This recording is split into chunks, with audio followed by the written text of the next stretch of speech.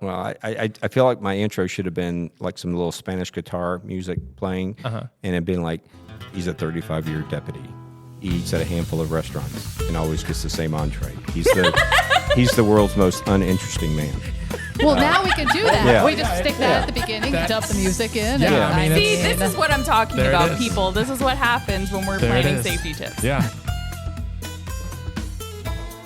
You're listening to 56, a Pinellas County Sheriff's Office podcast. I'm Ricky Butler with Laura Sullivan and Ashley Cooley.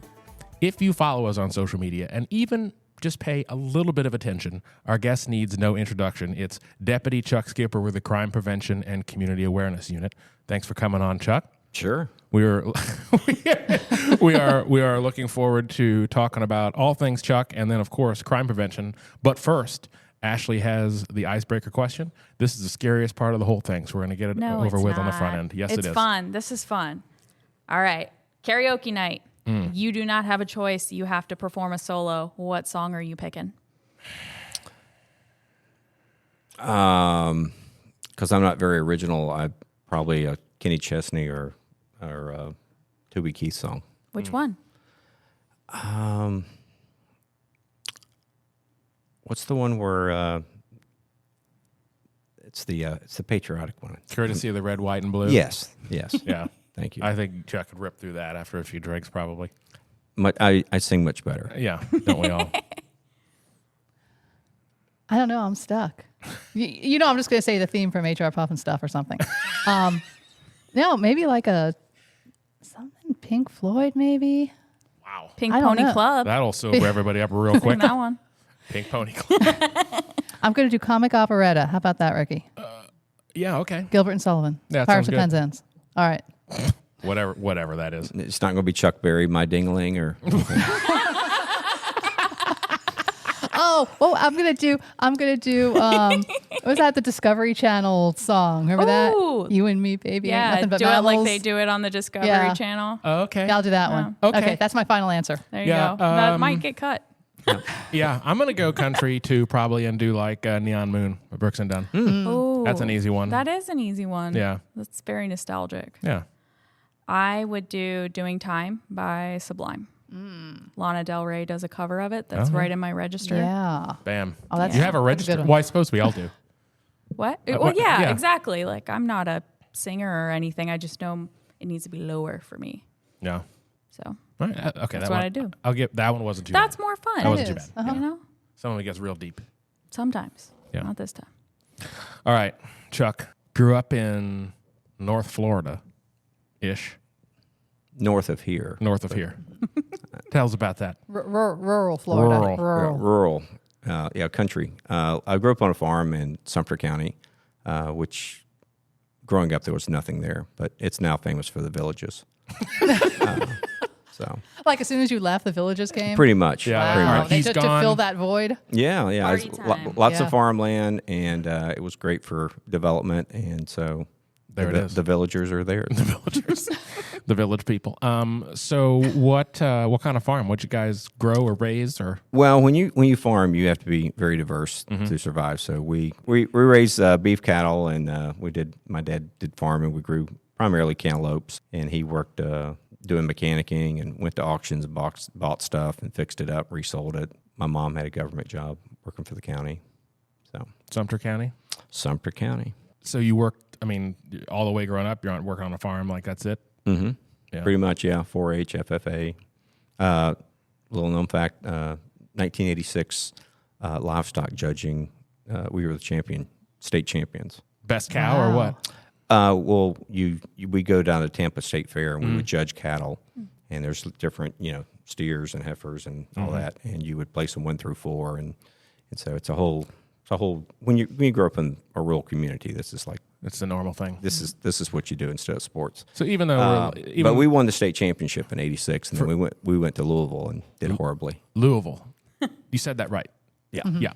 All right. So despite the fact that we're, within an hour and a half of Sumter County, cow shows and animal shows always kind of blow my mind. So what is a good cow? Can you do anything to make a cow better, or does it come down to just the bloodline of cows? You're just judging. No, I know, but you're like not coaching them. Right, but but the people that are Is there good growing grass these to cows? feed them? Like, how do you affect the muscular structure of a cow? Like, You can't. It is. okay, so it is what it is. It is what it is. Okay, so all right, so No it's- cows on treadmills or right? None of that. The Rocky theme We're not, playing. we're not coaching them. We're not doing Okay. anything. So not juicing. what they do is they put them in, like 1, 2, 3, 4, and it's pigs. It could be heifers. It could be steers. It could be whatever. And you place them in order from best to worst. There's usually a master judge that is University of Florida would usually go in, and you're trying to, they're the professionals. Okay, so 1986 Florida cow champion Chuck Skipper Yeah, well, I was on the team. on the team. So On the team. Okay. yeah. So when you were like raising your own animals, like in 4-H, from little babies up to the Yeah, prize winning, I shoot hogs in the county fair. do you get attached to them? Is it hard to, because they're raised? Yeah, for a purpose that you it's probably why I have arguments with Jessica now, because I have a separation between people and animals, and because you would raise this animal, you would care for it, you would groom it, you would work with it, and then you would take it to the show and use your showmanship skills and things like that, and then you would sell it, and it's going to get sold and butchered and Eaten, yeah. and you'll get the money for it, and that's how I bought my first truck. But it's like as far as give it a name and like you care for it, but that it's not going to be a pet forever. Yeah. Right. We had a pig named Pork Chop. No. Did it become a pork chop? Yeah, and we didn't tell my mom till after she ate him. Yeah. That's like out of Greek mythology. That's Yeah, it was. wow. It was a traumatic thing for her. Wow. So it was just a pet pig that you named? Yeah, kind of stumbled upon this pig, and then we had it in the backyard, which we weren't supposed to, and then but it started to it was raised with dogs, so it started to act like a dog, and all of a sudden they got too big, so we had to send him to the farm up north, and then he came back in white packages. Anyway, Wait, that's not what happens when you say that you sent a dog to the farm, right? A nice farm in the country. some and- cultures eat dogs, yeah, but no. Anyway, So you grew up on a farm. Did daylight savings do anything for you? oh yeah, this is controversial. Because that's yes. that's what they say is that's why it was helpful for people that lived on farms and the kids that worked on them. Yeah, I guess it may have, because in the summertime is when we were growing cantaloupes, and so we would pick the crops later in the day when it was cooler, and because of daylight savings time, we might not finish up till 8 o'clock or so. I guess it gave us a little more time. I don't know. It was. I don't like that answer, Chuck. No, I it's want them to end it. You know what? I'm Change your totally answer. fine with. Yeah, I mean we have flashlights. Yeah. Yeah. No, farmers can adapt. I'm sure they're. Well, that's what you guys do. Yeah, exactly. So So we talked about how to judge a good cow. How do you judge a good melon? like a cantaloupe. Yeah. My personal thing is you want like a real heavy netting on a cantaloupe. So like the cantaloupe has like the pattern on it. Yeah, that's So, the netting. so when Okay. you say heavy netting, does that mean like Like Really Really pronounced. coarse? like more pronounced. Okay. Because typically as the cantaloupe vine gets older and Mm-hmm. the cantaloupes, like third, fourth, fifth, sixth generation that vine is producing, the netting gets a little bit thinner. Oh, So, okay. So the first cantaloupes are the sweetest. Yeah, The- yeah. the They're, the youngest vine's the okay. strongest. They're the first cantaloupes. They tend to have that heavier netting, and then as they go on, they get a little bit lighter. So, at what point do you leave the farm and what's next? So because you end up as a deputy in the jail of Marion County. correct. So how'd you get there? Well, I did not want to be a farmer. It's a lot of work, long hours, doesn't pay that well, and so I like cars, and so I started I wanted to be a car salesman. I thought that would be fun, and so I worked my way into sales, and it was long hours. There was probably I think it was a retired Baltimore cop that I was a salesman with, and he was telling me, you don't make this a career. You need to find something with some benefits, something with some retirement. Anybody can sell cars. You can retire and come back and sell cars. And so, I was working weekends and, long hours and all that. And I was like, yeah, I was making pretty good money, but I didn't have any time to spend it. Then I just started asking around, looking around, and there was actually a federal prison about to be built in Sumter County. And I thought, well, maybe it would help if I got certified in corrections. There was a state prison nearby. So I didn't know a lot about it, but I went to the VOTEC school, got certified in corrections, and one of the instructors was a major from Marion County, Major Pauls. And great teacher, had great classroom presence and everything, and was a great salesperson for the Marion County Sheriff's Office. And so I looked into it, and the pay was much better than Sumter County. And I had a cousin that lived up there, so I talked to him about, hey, he was like a year younger than me. I'm like, we should become roommates, and if I get a job up there, and I did. And so we were roommates and started at the Marion County Sheriff's Office in 1990. How was that? It was good. It was good. It was eye-opening. A lot of great people. Fairly new jail. It had been probably built in the last 5 or 6 years, and met a lot of interesting people doing that in the jail. You do? Yeah, I worked in an A pod, which was kind of like a there's a high security component down there. There's juveniles and people in medical and kind of like people that are just kind of misfits that down there. People in solitary confinement, that kind of stuff. But there was one area we had a high-risk people, and ultimately we had the serial killer from Gainesville, Danny Rawlings. Oh, wow. Was in there. And so in that particular cell, there was I think 8 cells up and 8 cells down, and they would rotate. They'd come out 30 minutes a time, and they could shower, go up, sit close to the TV, do whatever, and then they'd go back in. And so, for months and months he was in there, and I talked to him a little bit.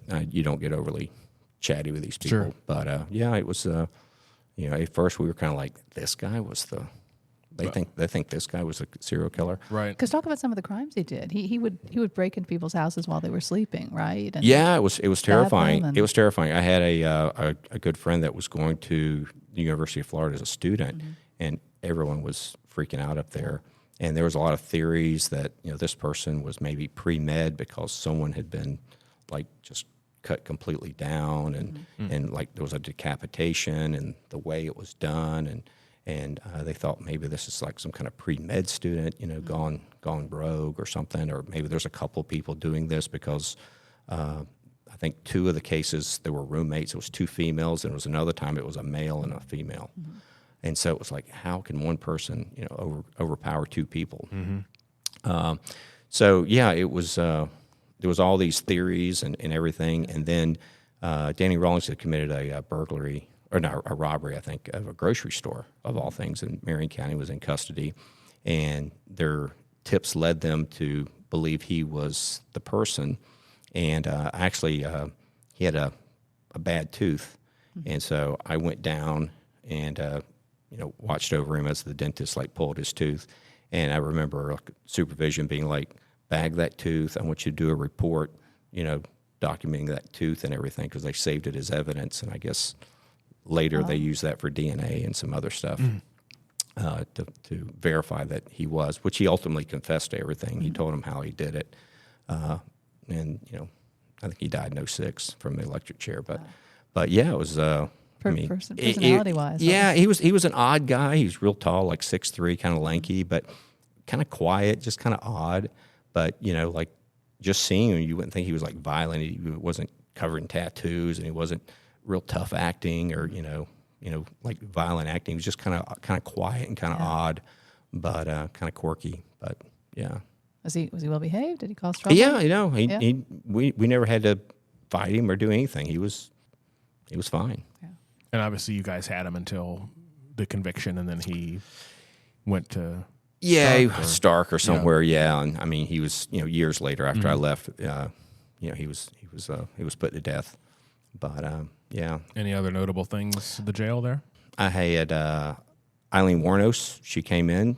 She got all the serial killers. Well, how'd you get so lucky? One of them was in Marion County, and she came in there for some kind of pretrial. She wasn't there very long, but she came in and signed some property, and her reputation kind of preceded her. But so she was there briefly. I got to be with her face to face. What was she like? Did you get to talk? Which one was she? She killed. I think she was working as a sex worker. Okay. And she killed her clients, 6 or 7 of her damn. male clients. Allegedly. Now, some people said that people just picked her up as a hitchhiker and then she killed them. But okay, I remember that one. But yeah, she's one of the rare female serial killers. Yeah. Equality, Yeah.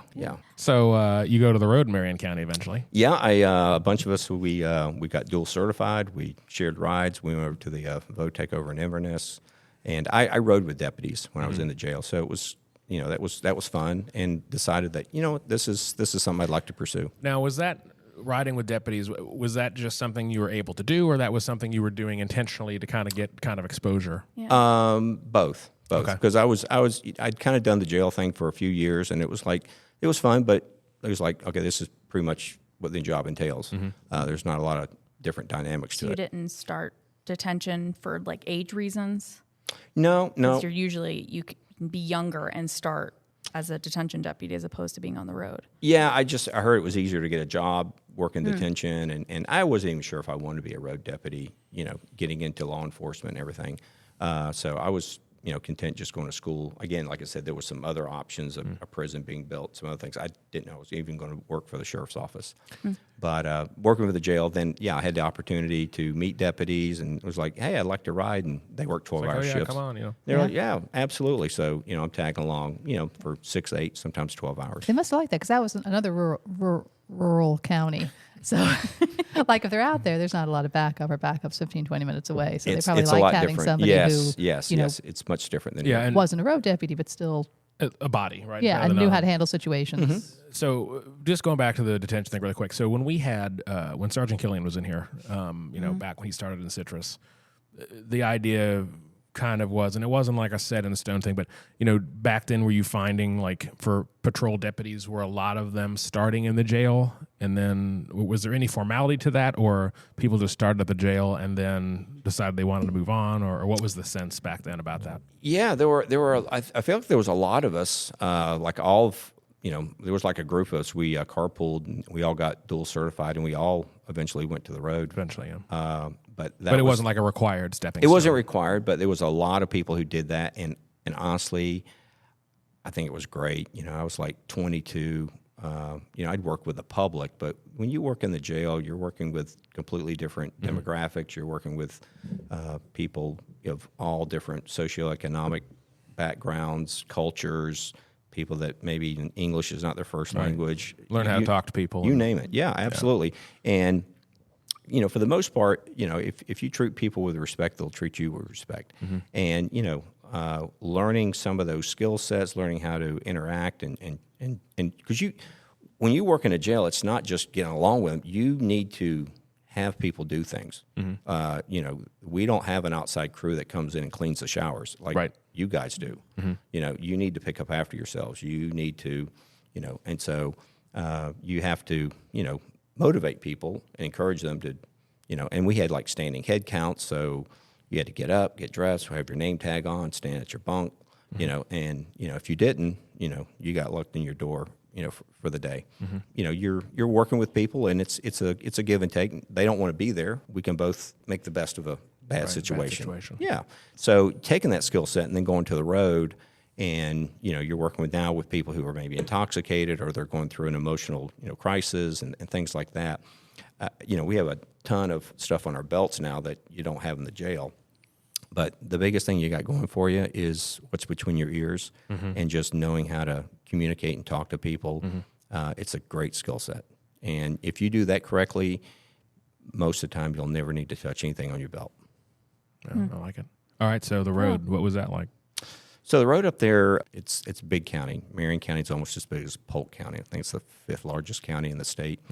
And so you got the Ocala National Forest all the way over to Rainbow River, up to almost Gainesville. And so it's a big county. It's real spread out. And so you're working very large areas. And, for the most part, I mean, it's, typical calls. But if you need a backup, your backup could be 10, 15 minutes away.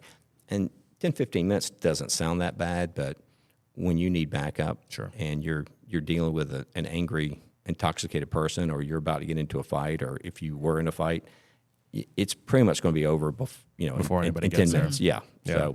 So, and what year is this about, probably when you start? So this is like 90, probably end of 93. Okay. Yeah. So how many deputies are on at any given time on the road up there? I mean, I can't remember. I can't remember. I mean, there was the city of Ocala, and then everything else was county. Sure. And so, there was more deputies closer, just on the outskirts of town. But then the further out you had sectors that were much bigger. Yeah. But I mean, there wasn't a ton of us. I mean, I think people even now are surprised when I talk to the public how few deputies there are. They, I start talking about, North Pinellas. I'm like, we've only got like 6 deputies that are taking calls up here. Right.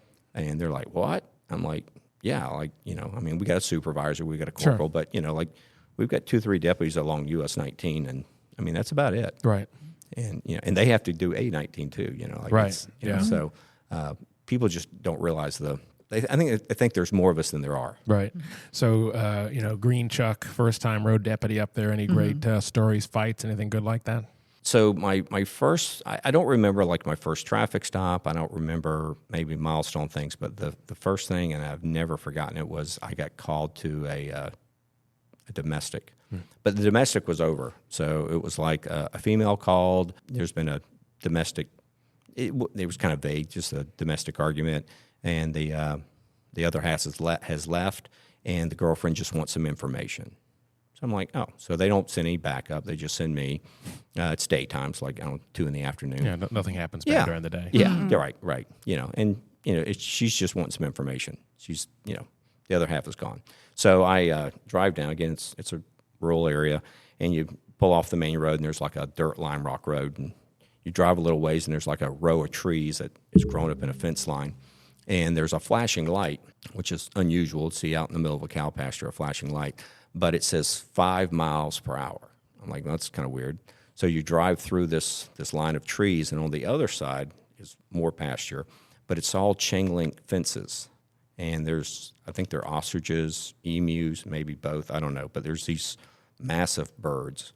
Oh, they freak me out. And so, they watch any like dinosaurs as you drive by. Out. Yeah, it's like Jurassic Park a little bit. It's like where they raise them or something. So there's like these 10-foot high chain link fences, and you're driving real slow, and they're like cocking their heads and necks and looking at you and everything, and you're driving real slow and just kind of taking it in, and you go through pin after pin after pin of these things, and finally up on the top of the hill, there's like a barn, there's like a single wide trailer, and so I pull up there and get out and go over to the trailer, and that's where the female is. And she explains that her boyfriend, they had an argument, and, she's got some marks on her, and like it got a little violent. I mean, nothing, but, there was some stuff moved around the house, and he was intoxicated. And so this has happened before, and she just wants some information, like, what can I do? And, that type of thing. So doing that, and then all of a sudden I hear this diesel truck pull up.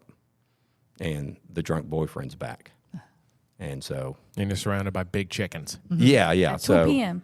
Yeah, so he gets out, and I mean, he's certainly not intimidated by law enforcement because I've got a marked police car there, and he could have just easily turned around and like, now's not a good time to come home. Right? But no, he's like, he comes in, and he's a tall guy.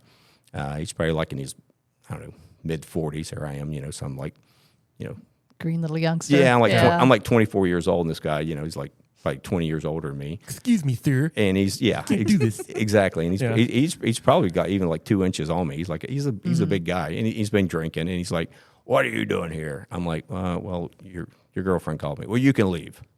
And I'm like, "Well, no." And so, I'm trying to like, rationalize with him like why I can't leave. I go ahead and call for backup, like, okay, now we got a situation, and knowing what all happened, like, this guy's going to jail. Yeah. So, but he's trying to like tell me, you can leave now, get out. He's getting all bossy and authoritative and everything, and it just kind of starts escalating there in the living room. I probably now would have been a little more patient and just kind of, I don't know, change the topic, kind of talk to him, but I was more business, being a new guy.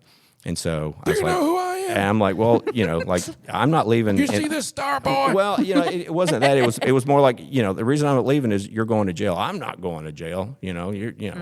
And so. Yes, you are. No, you're not. Yes, you are. No, you're not. So anyhow, I grabbed his arm. I got one handcuff on, and we're like, it's not really like a fight so much, just more like a little wrestling match, around things this. Are getting moved around in the house. And the girlfriend's like screaming, like, oh, like, I don't want to go to jail. And, like, in my mind, like, this is where she comes out with a knife and stabs me, or something, because, now I'm taking the drunk boyfriend to jail. So I'm back on the radio, like, yeah, I need backup, quick, so they can, tell them my voice and everything. So, we end up going out the front door. There's a wooden porch out there, and we go out there, and he's like face down. He's got like his hands tucked underneath him, and I'm a little winded, and I'm kind of like watching over my shoulder, watching her, making sure she doesn't do anything screwy. So I hear a siren coming. So okay, my backup's coming. Well, again, this road says 5 miles per hour. Yeah, they're not doing 5 miles an hour. No, and these ostriches have never seen anything move this fast before in their life. So he's probably doing at least 60, and it's on this Lime Rock Road. Yeah, it looks like a rocket. You can see like the front half of the car, and then after it is just white plumes of smoke that go up about 50 feet in the air. And he lights and sirens, so it's loud, it's fast, and these ostriches freak out. I mean, they're like running into each other. They're bouncing off the pins. They are freaking out. They've never heard anything so loud, so fast. I mean, they do not know what's going on. And so he comes up there and hits the brakes and like slides like 30 feet and jumps out. This guy was like a former tank commander in the Iraq War. And so he comes running across, and I'm sitting there with my mouth open, like, what is happening? Did I cause this? Like, I mean, it's, I all of a sudden I'm like, I don't have a problem now. Yeah. I got it. I'm terrified. I'll figure it out. But like, what is going on here? And so he like comes in, like jumps on this guy and like puts his arms underneath him, and we pull his arms back and handcuff him, and he goes to jail. But yeah, it was definitely a memorable experience seeing all those ostriches and everything just go berserk. That's just all that happened. They just kept running into each other. Did they escape or anything? No, none of them escaped. They were in these pens and everything, but they were. A few of them probably had heart attacks after that. I don't know how much. Yeah. Did it occur to you when you were take. driving through that it was 5 miles per hour because of them? Yes. Yeah? It was totally because of that. Well, you grew up on a farm.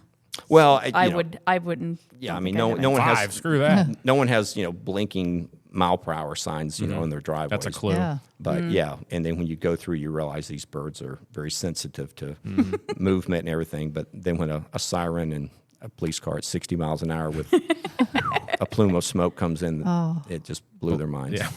It kind of blew mine too. So. I think Killian told a similar story. Being in a fight, then driving across it's just the way of life out there. Mm-hmm. You can just see it too. Yeah, like absolutely. It was a great picture you painted. In fact, I think that's probably the intro where we talk about the plume of smoke and all these ostriches because there's no context and it's hilarious. Wow, that's a good one, but common out there, I guess. Backup. So I mean, there's not that many ostrich farms, but I mean, there's just a lot of horse farms. Do people eat ostrich? Like, why do you have an ostrich farm? Is it for those drive-through excursions? The drumsticks are huge. Yeah. It's like the Flintstones. And I think like the ostrich leather and stuff like that. They would make boots and things like that. Okay. So People do eat ostrich. Those things scare the hell out of me. I know. I'm legitimately terrified of them. I have been on one of those safari drive-through things, yeah. And it was ostrich, emu, I don't know, but terrifying. I was like, you get no food, get away. Yeah. I don't like you. They freak me out. But I'm scared of like pigeons. Yeah, you don't like birds in general. Birds so freak when me you out. make them 10 feet tall. Well, it's a giant bird. Yeah, it's a it big is a chicken. giant bird. Yeah. So with back up that far away, was there ever a time when you would pull up to an active scene, somebody fighting, and just knock it out because it was just too dangerous for you to be alone?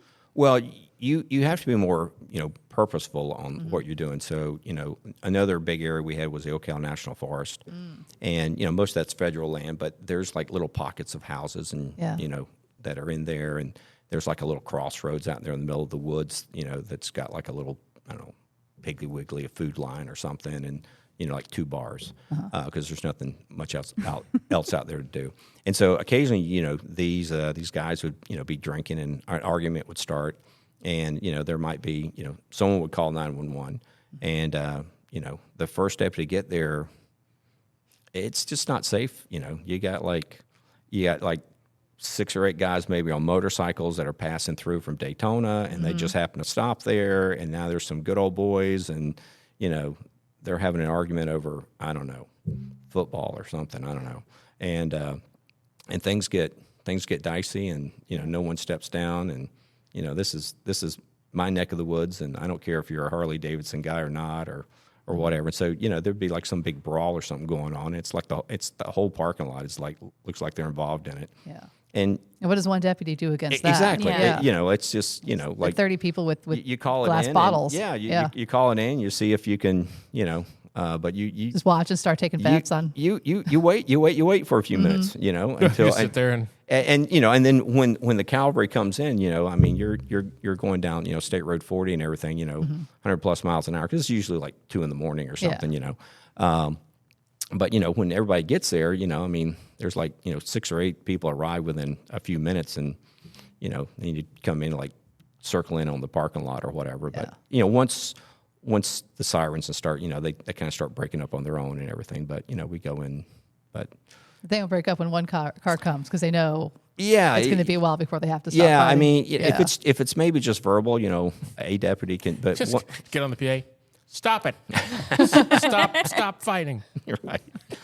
Yeah. Stop. Please. Please. Something you mentioned, Chuck, earlier when you're talking about the domestic, you know, you basically said something like, well, you know, with more thought, or I would have now, like with what seasoned Chuck knows.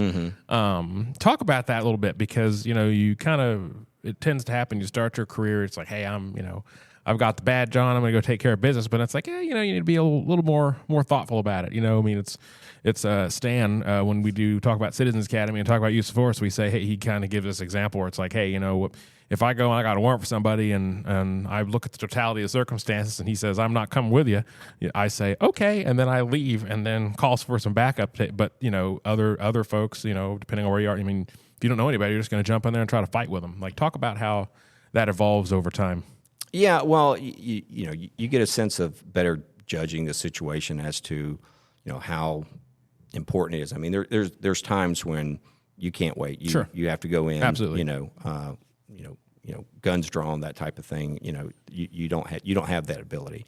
But other things where, like I said, you know, like making that arrest, that is something that, you know, I wasn't going to leave, but, you know, it could have been handled a little different, maybe defer the conversation, ask about the birds, you know, that type of thing. And, you know, just stall him a few minutes.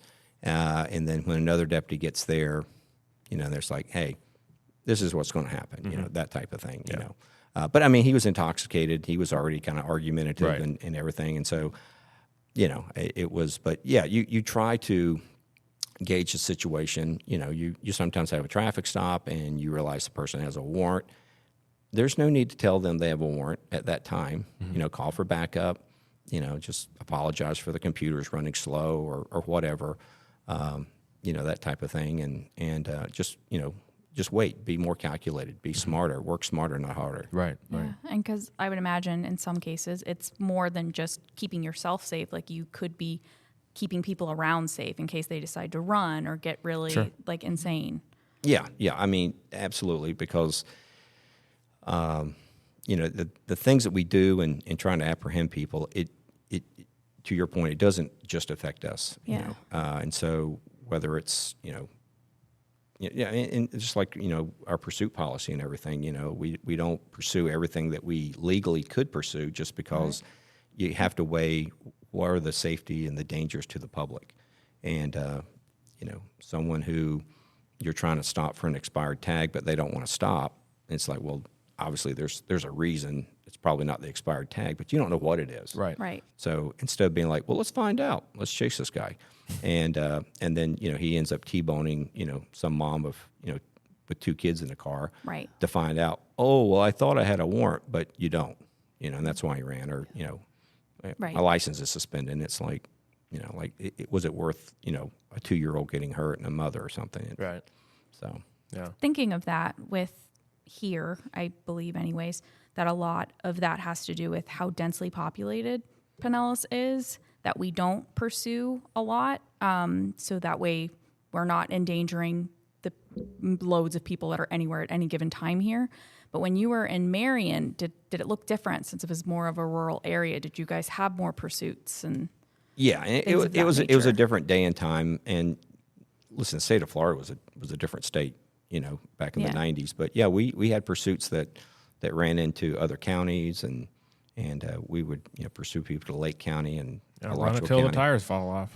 It was a little more, I guess, the traditional, cops and robbers, chases and things like that. But again, this was 30 years ago. Right. Yeah.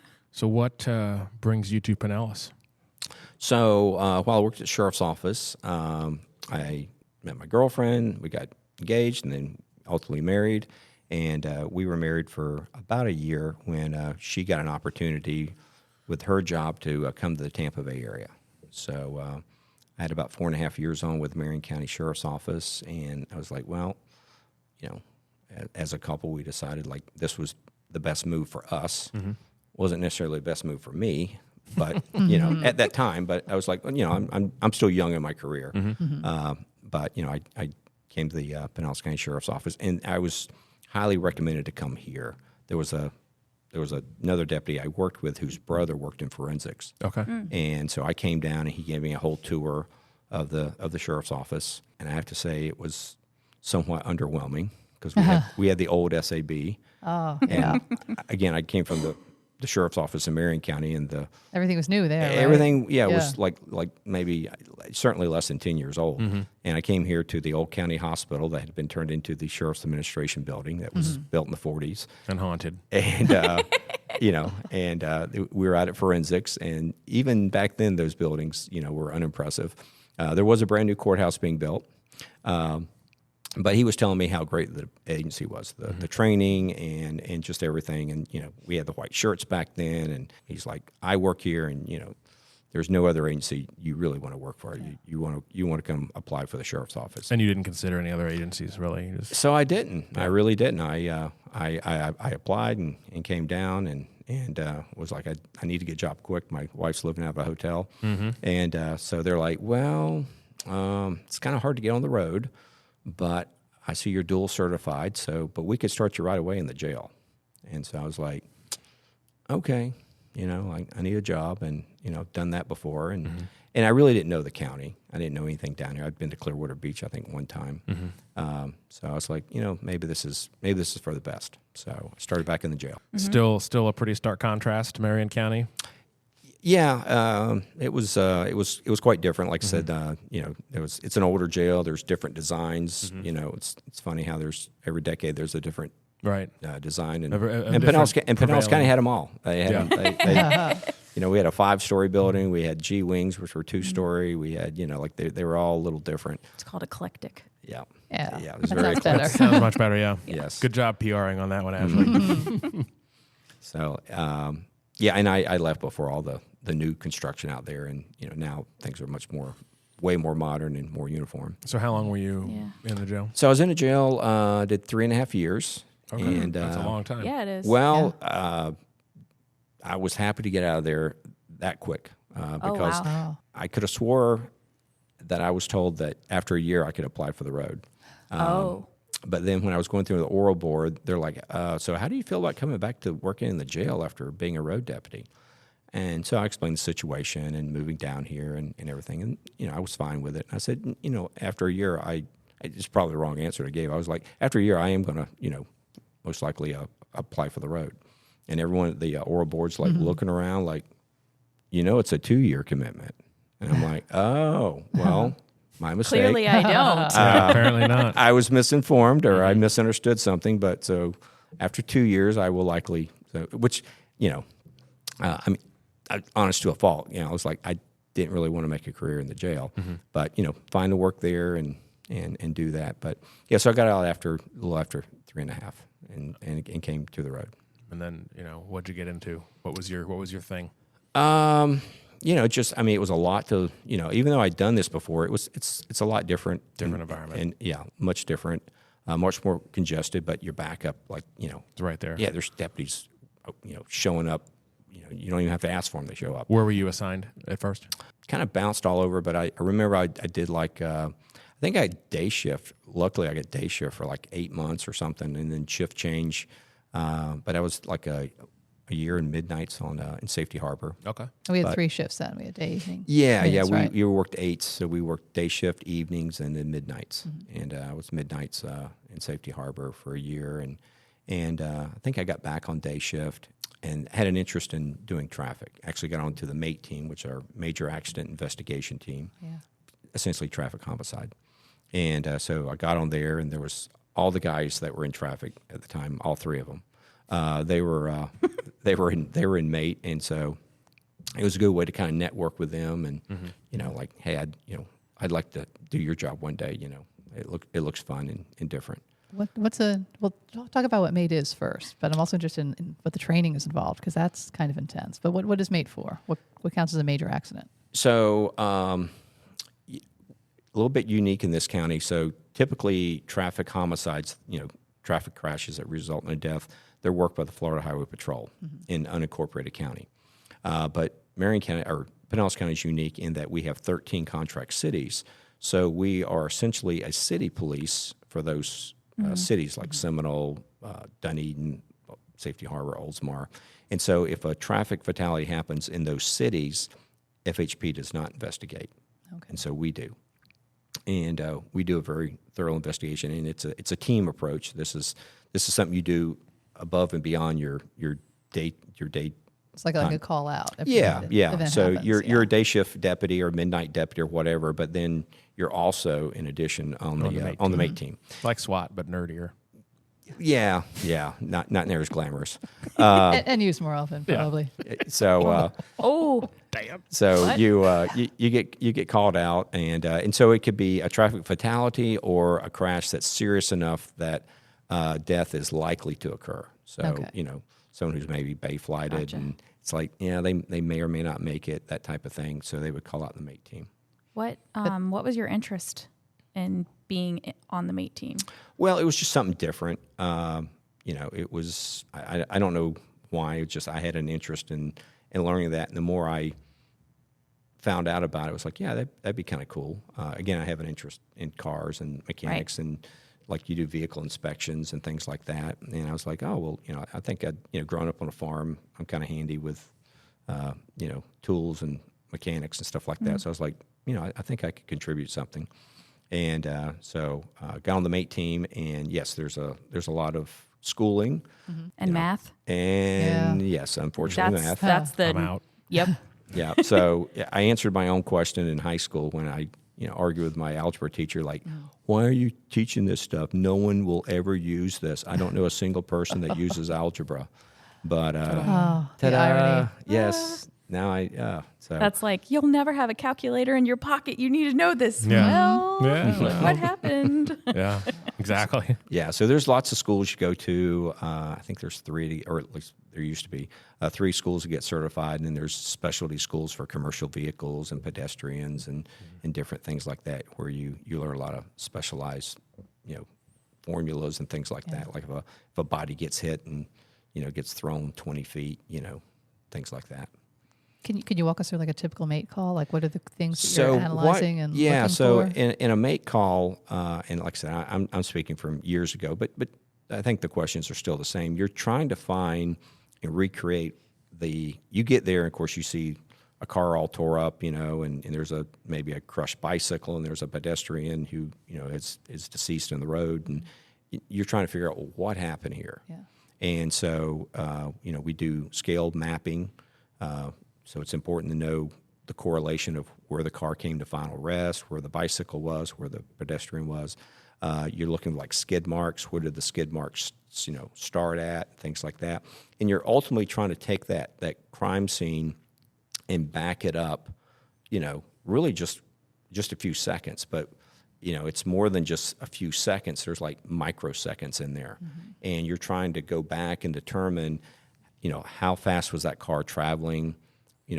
Where was the pedestrian? Which direction was he coming from? That type of thing. Because you're trying to determine, who's at fault. So you've got 75 feet of skid mark. Some of it's past the pedestrian crosswalk, and you've got a pedestrian that's been hit. So who's at fault? Well, okay, typically your first thought is, well, the car has to yield to the person in the crosswalk. But we want to back it up and find out, like, okay, based on what lane the car was in, the pedestrian got hit 3 feet from the curb. So he had just entered the pedestrian crosswalk. Based on where the car was traveling, based on the skid marks, we know it was in this lane. Based on, it took out this headlight, so he hit this part of the car. And, and then we want to show, like, the speed of the car. Would it make a difference if the pedestrian was slightly intoxicated, or maybe the driver was? And, what was the speed of the car? Was it the speed limit, or was he doing, like, 70 miles an hour? Did he have a headlight out, on top of that?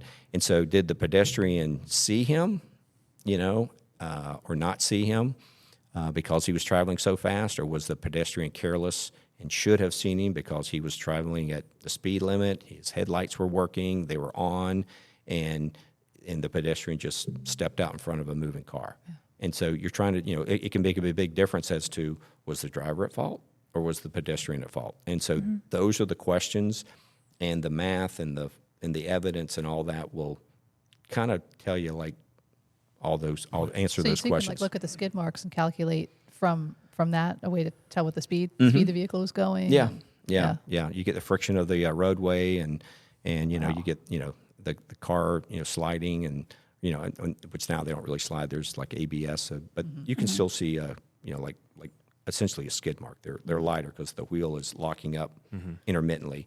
But if you get there and you look at it, you can kind of see where that friction started, and it will leave a temporary mark on the road. And so you're looking for that kind of stuff. So this is all the training. So there's a lot of science that goes into it, and and of course now cars have, like, black boxes and everything. Now, when I was in mate, that was kind of new, and but that all came out as a result of airbags. And so were there any notable crashes or investigations over the years that stick with you? I bet you've seen some horrible crashes. Yeah. I've done death notifications, because when you come out on the team, you don't always have the same role. Like, I live in Oldsmar, and so if we had a crash in Dunedin, I might get there pretty quick. If we had one down on Indian Rocks Beach, I might be one of the later ones to get there. Or they may say, go straight to the hospital. Like, someone was transported to Tampa General, because a crash happened in Dunedin or something, and they were bay flighted or something like that. So sometimes you're going to the hospital, sometimes you're going to the scene, sometimes you're doing this different stuff, and then sometimes you're doing the death notification. But it's it's sad, because the thing about I know civilians call it traffic accidents, as if crashes happen and you really can't prevent it. But if when we do an investigation, it's a crash report. It's not an accident report. It's a crash report. Yeah. And the thing is traffic laws are such that they're really idealistically, there should not be any crashes. If everyone follows the law and starts braking at yellow lights and obeys the speed limits and everything, doesn't drive drunk, and doesn't drive impaired, and will watch out for pedestrian crossings and things like that, there shouldn't be any traffic fatalities. But that, in reality, people are crossing, they're not looking both ways, they're traveling too fast, they're, maybe not wearing their seatbelt, whatever the case may be. And legally, there's a difference between something that is a legitimate accident. You hit a spot of, you wouldn't have ice here, but hit water or something and went off the road by accident, driving at a normal speed, safe speed, versus you doing something wrong and somebody dying, right? Correct. I mean, there's some things, like maybe you didn't know how deep the water was and it jerked the wheel of the car. But, there's a lot of things, where you're supposed to drive in you're just because the speed limit's, 55 and it's pouring rain doesn't mean you still have to drive 55. Right. Yeah. You maybe should drive, 40 or 45. So there are a lot that are legitimate accidents. Unpreventable. Yeah. I mean, like I said, there are, I suppose, some circumstances that are unforeseeable and unavoidable. But they're nowhere near as common. Yeah, but they're typically, they're almost all of them are preventable. Had someone, or a couple of things, happen the way they should have. Yeah. So you were telling me about one on a motorcycle, or two motorcycles, yeah? Yeah. So this was, it was when I was working Safety Harbor on midnights. I had just come on, and one of the deputies had like 2 motorcycles just like rip past him super fast. And, he called it out on the radio. And so he gets turned around. By the time he gets turned around, they're gone. He can't see the taillights. So I'm down the road from him, and I don't see him either. But or maybe they passed me. I can't remember. But anyhow, they were too fast to pursue or anything. So I'm driving down Philippi Parkway, and I'm looking down side streets trying to see if I can see some taillights because it's like at midnight. There's really no traffic. And so I come up to this sharp curve, and there's just dust. And it's like, uh-oh. And so then I see like there's this bike on its side up against the guardrail. And so I call it out, get out, go running around, and the biker has been thrown over the guardrail, and he's on the sidewalk over there. So, we're trying to stabilize him and find out, what it is. And then this guy comes up, and he's like yelling and screaming, and do something for him, do something for him. And it's like, we're trying not to like move his head, Sure. if he's breathing, that's good. We want, so we got his visor up. So this guy starts yelling like, well, he had a girlfriend. I think there was another rider on the bike. Oh. And we're like, I'm looking around, and I'm like, I don't see anything, So, he's like screaming or whatever. So we start looking around, and sure enough, there is a petite female who was also thrown from the bike. But unfortunately, she hit like one of the signs that was there with the arrow. And so she's between the sign and the back of the guardrail. And so I get to her, and I still remember like one of the few times I think I like got on was like frantically calling for like FD to get there faster, and like somehow they could. But yeah, in examining, she had like blood coming out of her nose and her ears, and I mean she was deceased right there. And it was this guy. It was his high school girlfriend. I think they were engaged, and so the story goes that he had been stopped like a month or so earlier for doing like 70 or 80 miles an hour down a residential street, doing a wheelie or doing something stupid. Had been written a criminal citation, went to court, and he had been to court that like afternoon, like on a Friday afternoon. Oh, wow. And he had his family hired an attorney, and it's like, he was very dumb, but he just got it, and he realizes, he shouldn't do that, and he's really learned from his mistakes, and blah blah blah blah. So the judge, gave him a second chance, and reinstated his license or whatever, and and he promised to do better. Well, when he left, he's like, hey, so he calls his buddy who doesn't have a license, but he's like a habitual motorcycle offender, and that's who he's somehow learned some of these bad habits from. And he's like, we should go out, we should take my bike out. I haven't ridden it in like a month, since I got this dumb ticket.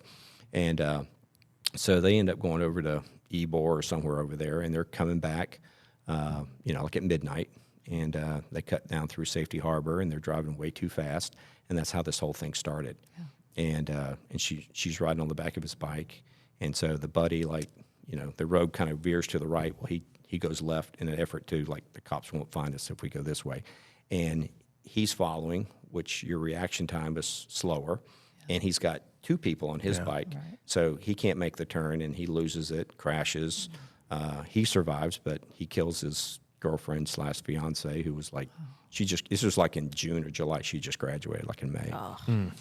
So, super, super tragic. Super tragic. Yeah. Is that kind of the majority of the experiences with mate? Unfortunately, it kind of sounds like it would be. Yeah, like I said, they're deaths or real bad. Yeah. There's Did the kid go to jail this time? Yes, he did, and I don't know. He may have done some prison time, and I know a part of his probation, of his release, was he had to do like hundreds of hours of community service, and he had to do it with a poster photograph of her within like 10 feet of where he stood, and the poster had to be like 3 feet by 4 feet, and so all his T-shirt, all his community service had to be done with in her honor, with her watching a photo of her, which I'm sure it affected him obviously personally, but that's hopefully, yeah. it caused him to not do anything like that again. Yeah. So at some point you make traffic, obviously, because I know that was your bread and butter for a Yeah, bit. yeah. But having this experience with mate has to make you a even better traffic guy when you're having those educational discussions. Yeah. Yes. So, the thing is, I was trying to get the traffic anyhow, and I got the traffic unit, and at the time we had unmarked cars, and it was great. I ended up doing traffic for like 8 or 9 years total. And just to be clear for folks listening, so obviously all of our deputies out there on the road to mark car, they can conduct traffic stops, they do traffic regularly, but we do have a dedicated traffic unit that is out there exclusively dealing with traffic. Correct. Yeah. So, and the thing is, we had, not every deputy has radar and laser and all that. I mean, our deputies are not primarily state troopers. So with the traffic unit, we had unmarked cars. We had some of the first video equipment. They were VCRs. I've heard of those. Yeah. Read about it in the So encyclopedia. that was our high tech equipment. We had just gotten laptops, and we had it was for I guess it was just early 2000s, state of the art. But it was a lot of fun. But yes, to the point of mate. I was writing tickets in the daytime to try to avoid going to make calls at night, in essence, because I saw, what people who were reckless, people who were careless, people who weren't wearing seatbelts, people who were just doing dumb things. Unfortunately, I had firsthand seen the results of that. Sure. So in a way, yeah, I guess I was doing traffic homicide prevention Right. before I was doing crime prevention. Yeah. And I feel like traffic people, whether they're in traffic, just deputies, but they always kind of have like a philosophy when it comes to traffic enforcement. Like the way, what's your threshold of those things? What is that for you when you pull somebody over? By the time you're pulling somebody over with the things you've seen, and are you pulling somebody over for a certain speed over? Are you, what's your thought process? Yeah, I think every deputy kind of has to develop their threshold, like, where, how fast over does someone get stopped, Right. So, I mean, it would vary, if it was a school zone, it was one threshold. If it was, regular posted speeds, it was different. I always tell my son 5 over is safe. He's a new driver. Yeah. So is that a good advice for him? Yeah. Other than the school zone. Or Kenneth City. Well, yeah. His dad's a sergeant there. That's right. That's right. He's pretty good in Kansas City. Yeah. So, I mean, yeah, it is because, for being cited for unlawful speed, the fines start at 6 over. Okay. So you technically can't get a speeding ticket for 1 or 2 miles an hour over. Okay. So the fines start at 6 over is the earliest. So yes, I mean, like I said, we're not even striving for perfection. That's. But with unmarked cars and everything, we saw a lot. I got brought to the unit with an aggressive driving grant. So I was aggressive driving deputy, and then we had another grant for aggressive driving vehicle, and we had an unmarked Dodge pickup. Oh, nice. And that was the The first. blue one that I've heard of. The legendary. Yes. Yeah. I remember seeing that thing on TV when I was a kid, and I thought it was the coolest thing ever because it had like the tonneau cover Yes. that popped up and it was lights. Yes. I thought that was the coolest Oh, thing ever. it was like I said, for early 2000s, it was like Knight Rider. Yeah. It was. We had front cameras, we had rear cameras, we had our new laptops, which were new at the time. We had ticket printers. Then we adopted. Tom Lenkto created the first ADAM program. AADM. Yes. Correct? Yes. Yeah. And so it would talk to you, and it would auto-populate the citations. And so, this was, this is like, Cutting edge at the time. my gosh. Yeah. Yeah. This is like SpaceX. Still a VCR though? Still a VCR. Yes. It was a VCR. And so, we were doing that. We were using the helicopter to catch speeders on the bay side. So I would occasionally go up in the helicopter and run the watches up there. And because Oh, that's cool. Yeah. From you'd be driving down the road and say, oh, speed enforced by aircraft. What the hell? How does that work? But you guys are actually, there are timing lines on the Bayside Bridge, and you're timing their speed between them. That's how you're catching them. Yeah. I didn't know like a traffic deputy would ride in the Eagle for that. I thought it just like the TFD. Yeah, because we would go to court to testify if they fought the ticket. So we had to have, so we would have 2 clipboards. We had 2 metal clipboards, and we had a certified stopwatch on each of them. And we had 3 boxes basically out there on the Bayside Bridge. So a mile, I think, is like 5,280 feet. So five tomatoes. So 5,280. So we would have a box that was 280 feet. 528 feet, and so that was 1/10 of a mile. And so you would, as the front bumper would touch the line, you'd start the stopwatch, and as the bumper touched the second line, you'd stop it. And so that was 1/10 of a mile. That was easy to calculate, and so you could very quickly determine what their speed was during that 1/10 of a mile, and then we would follow them. And you could do up to 2 on a pass, and we would follow them over the Bayside. And then as they exited, we had deputies waiting, and we'd be like, okay, it's the 3rd car in the median lane. It's the red one. And then we'd make sure they pulled it into like the church. One. And like that is your driver. And then we'd give them all the information, it was box 2. It was this many seconds. He was in the center lane, that type of thing. And then we would turn around and then do it all over again. And so we would patrol. Do we do that anymore? We haven't done it in a while. Yeah. What was the high score on the Bayside that you saw? Oh, we had some triple digits out there. Yeah. Oh, dang. Yeah. Which on the Bayside, it's like this. So I I can know, only imagine when you're going northbound. I do speed records on Gandy, not on the Bayside. The porpoising is just too much. Yeah, I mean it's crazy, and obviously the number one complaint we always have. I mean, when the sheriff speaks to the public, it's like, the number one complaint people have is traffic. Yep. While it's mainly the biggest cause for work for us is people leaving their damn doors unlocked. We'll talk about that later. But what did that enforcement look like for aggressive driving? As the aggressive driving deputy, I assume you didn't just drive aggressively And everywhere. what is aggressive driving too? How do you define exactly. that? Yeah. Yeah, I try to remember what the state statute is. I mean, you're out there. I think it's 2 or more violations that happen in close proximity or something like that. So that could be a combination of speeding, improper lane change, whatever. Following too closely. So you're just going in with a flow of traffic looking for things. Yeah, and so then you hit the transformer button, and it's like so we had unmarked Crown Victorias, and they had like the black grill and the black between the taillights. They're pretty easy to spot if you're a kid and we're looking for them.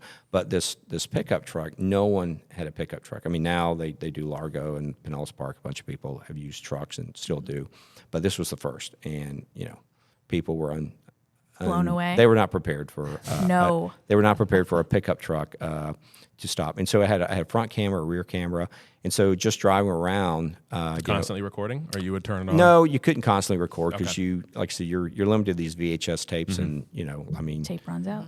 So we would but you could hit record if you saw someone who looked like they had the potential, or they were driving aggressively, doing a lot of lane changes, tailgating, that type of thing. And so we would try to capture that on video and then, perform a traffic stop. What is tailgating? Well, it's just you have to articulate that they're following too close for the flow of traffic. I mean, I think there's a rule of thumb. You should be one car length for every 10 miles an hour. Right. But no one does that. But yeah, that's probably. I got to steer. I can't count. You're right. But articulating that, the flow of traffic, I observed the vehicle, at 60 miles an hour on US 19, and he was approximately, 8 feet from the bumper, and then, made an aggressive lane change without using his blinker, and was doing it again, and then he made another change and cut off someone and barely missed the bumper by, approximately 4 feet as he made another lane change. Like, that's how you would... like justify a citation? Yeah, you would do for aggressive driving? Yes. Okay. So, That's all, can you get a ticket just for tailgating? Is that you can, yeah. You can? I mean, there's careless, and then if it's, much more dangerous, there's reckless driving. And then on citations, there was like an aggressive driving box that you would check that, Gotcha. this offense occurred while they were also doing aggressive driving. And I think if it didn't, I don't think it changed the penalty, but if it did go to court, the judge had the right then to, up the fine, because it was, it wasn't just that they were careless or just that they cut someone off, but it was, they had a pattern of doing Yeah. all this during aggressive driving. I mean, and the kind of, it's going to sound stupid. I don't know how to say it. Like the more advanced level that you have as a traffic deputy. I mean, you're doing a lot. Did you find yourself like overall, like, are most people taking you to court, or is that a minority, or? Most people did not, but I usually had video, to kind of back up what I was doing. If I was, sitting on a stop sign or a red light or something like that, now our videos now are much, much better because they back up 30 seconds. And with the VCR, you hit record and there's about a 2-second delay before it finally starts moving the magnetic tape. So many times I did not have the actual violation, but we tried to. But yeah, we were pretty creative back in the days. We would get like the county sign truck and park it, on the side of the road, and we'd sit up there and do laser enforcement from the platform, or observe red light violations, and sometimes record it because they have like a little platform they work on, and so we would use county equipment and dress up as construction workers and things like that to Undercover traffic. Yeah. And there was a big push certainly back then with seat belts. Now everything dings and annoys you and everything else with seat belts. But back then in the early 2000s, there was a lot of vehicles that you could bypass it or whatever, and a lot of people just didn't wear seat belts. So we were trying to get seat belt usage up. And again, back to my mate investigations and traffic homicide, you could it was a stark difference with someone who wore a seat belt versus someone who did not wear a seat belt. Best excuse you ever heard for speeding? Besides, I have to poop. Anything stand out? There was a guy, his wife was in labor, and so... She was for real, though? Yeah. Was she in the car? She was not. Okay. But he was headed... That was a good question. Yeah, so, and this one actually got verified. So this guy was in an F-250, and I stopped him, and he's like, yeah, I just got a phone call. My wife's, like she's pregnant, she's at the hospital, da-da-da. And so he seemed very sincere, and, this wasn't like something that he, had been, scheming to rattle off. So I'm like, okay, just, get there safely. Like, nothing worse than missing the birth of your child because you got into a crash. Right. So just, but please slow down. So then, like 3 months later, I find out that he's actually a friend of a neighbor, and he's like, "Oh yeah, you stopped my friend, Bill, and he wants to say thank you. Like, his wife gave birth, and he got." And I'm like, "Oh, okay." Good. Look at that. Should have named his kid after you. Yeah. Yeah. Should be a little Chuck out there. Sure. Little skip. Wow. So we no longer do the aerial enforcement. There's another thing that we don't do I think at all now, and that's the checkpoint. But checkpoints used to be big when we were working DUI traffic, checkpoints. Yeah. Every time that we post about DUI wolf packs, we get comments about people believing that it's a checkpoint. Yeah. And we haven't done them for a while. Yeah. Not Yeah. so. Yeah, we don't really do them anymore. Yeah, It's I think it was not some worth grant it. money or something like that we would do those, and to be in the running, you had to do 24 a year, and so we would do like one a month, but we'd do one before midnight and then one after midnight. Get and you two on a technicality. so it was, there were 2 different days. One was a Saturday, one was a Sunday, or something like that, or Friday and Saturday. And but we would, it was like an army. I mean, we had the command bus, we had DUI units, we had traffic units, we had CPOs, we had cadets out there, we had cone trailers, we had sign trailers that had to be moved. We gathered all this stuff together. We set it up. We had different lanes, so when people came in, there was like 4 or 5 different lanes because we. And you would stop people randomly, right? It wasn't every. It was vehicle predetermined. or- Like we had a plan ahead of time. We would run through the state's attorney's office. Based on this roadway, we're going to stop every 10th car, 7th car. Okay. And so So that way it's fair. and so it was just completely random. We weren't, so every 7th car got pulled in, got detoured, got brought through. We'd ask for their license. Traffic deputies were sitting there in our vehicles. The DUI unit typically made contact with them to see if they could detect any signs of impairment. I'm running the license very quickly just to make sure they don't have a warrant, they're valid, and in like 30 seconds, boom, thank you, have a great night, stay safe, and they're gone. But we would get people who had warrants, we get people who were driving on suspended license, we get people who were intoxicated, that came through there. And so, but it was a lot of work. And then we did that for 2-3 hours, and we packed it all up, and we went somewhere else and did it all over again. Whoa. Yes. So, what were some of the roadways you would do it on? we did 19. We did it on the beaches. Gosh, what an undertaking! All the traffic State on Road a 5, big road like State that. Road 580 and Dunedin. So East Lake, Keystone Road we did a couple times. A couple of streets, main streets, like 4-lane roads. And you advertised them before, right? Yeah, so that was a requirement. You advertised them. We had a sign that said DUI checkpoint ahead. And you didn't stop the vehicles at That's the what I want to know. Yeah. Yeah, so we did have deputies who, if a vehicle did, and you had to have a place for them to turn around. It wasn't like, they had to dive off through the median. Like where the sign was, there had to be like a clear opportunity. for them to, take a U-turn. And so you wouldn't get stopped for doing that, but we had people who would then follow that person To make sure they're not drunk. and if they appeared impaired, to be like, okay, I'm not stopping you because you made a U-turn. I'm stopping because you can't maintain your lane. They can still read though. Apparently, yes. Could have been that bad. Yes. So, intoxication, They were like, it's like 0.09. Right. but Yeah. Yeah. So, like I said, it was a lot of people. It was a lot of work, a lot of equipment, a lot of assets that were being moved. But yeah, and we did that for a couple of years. It was a big undertaking. Any big misconceptions you think the public has about traffic enforcement? Well, nobody likes getting a ticket, and and that's probably, from a PR standpoint, it's probably the thing that everyone fears and dislikes the most about the police. And if I got in this job and wanted to be liked, I would have been a fireman, right? Everyone loves firemen. They don't write tickets, and they show up when in times of crisis. But with the police, we show up in times of crisis typically. But with a ticket, you're doing something, and you think it's not that bad. Your interpretation You're is interrupted. Yeah, this is a stupid speed limit, or I've waited long enough for this red light, or it was orange when I went through it, or whatever, Right.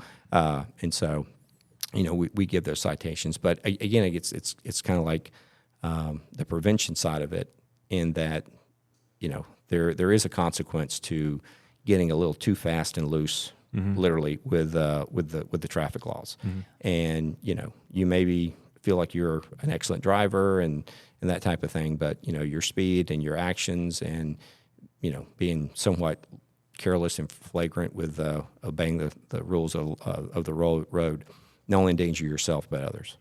Yeah.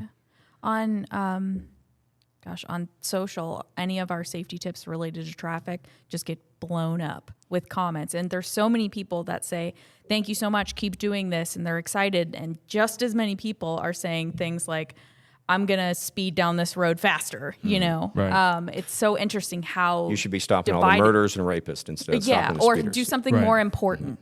Right. Yeah. Yeah. I also love, just the people that say, and we clap back on them sometimes, but it's like, yeah, you guys never do X, Y, Z, or you're never there or whatever. And it's like, are you like sitting there the entire day, or are you just surprised there isn't a deputy there the 25 seconds it takes you to drive through that intersection? Like, what are you talking about? We're out there all the time jumping on. Now, there are things that are a little more pressing that deputies get called to, obviously. That's why we have dedicated units for some of that. But it is always interesting to see the And the other side thing of is, we're driving around a billboard. These things have massive reflective letters that Right. that, Say sheriff. It doesn't matter if it's sheriff's office, police, yeah. whatever. They're billboards, and and for that moment when people see that, maybe they don't Think run a red twice. light. Yeah, I mean people still do, but I certainly see a lot more traffic violations when I'm not working and I'm off duty in my personal vehicle than I do in my marked patrol vehicle. And that kind of makes me think about any time that I have posted about, it could be anything, but if the vehicle is unmarked, whether it's a sergeant's Tahoe or anything, some people get into that debate of whether or not all of our vehicles should be super marked. Why are you hiding? And then there's other people, when I post a totally marked Tahoe doing enforcement at a school zone, they're like, oh no, you need to be hiding and get those people. Right. Like, it's so interesting how torn people can be about something like this. That's really, we're doing it to save your life. Right. Yeah. Like, critical thinking is at an all-time low. it's, But that's all right. Job security, right? yeah.